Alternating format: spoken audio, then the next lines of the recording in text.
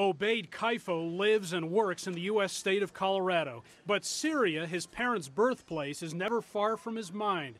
He sounded the alarm about the country ever since the war began. I don't want people to forget. The last thing I would fear is that people would forget, and for a little time, people did forget. The recent flood of refugees from Syria, some of whom died at sea while trying to make it to Europe, has grabbed the world's attention. Heartbreaking, this 25-year-old says. The first word I thought of was like, this is a travesty. Literally, this is beyond words.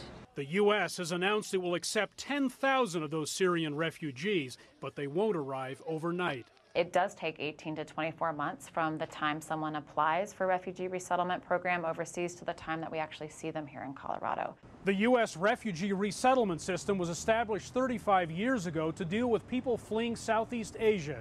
It's an elaborate process involving security checks, health screening, and job placement.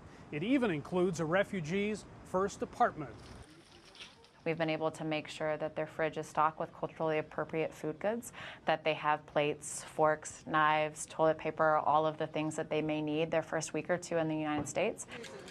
Kaifo, several of whose family members were killed in Syria, has pushed for his relatives to be resettled. Over 24 fled to Lebanon soon after the war started. It's been terrible. It's been horrible. It is the worst procedure ever. He says the U.S. decision to admit more Syrian refugees is a tiny step in the right direction. First thing I thought was, thank God we're doing something. But then I felt really, really ashamed that that's all we did. For me, it's like putting a Band-Aid on a gushing wound.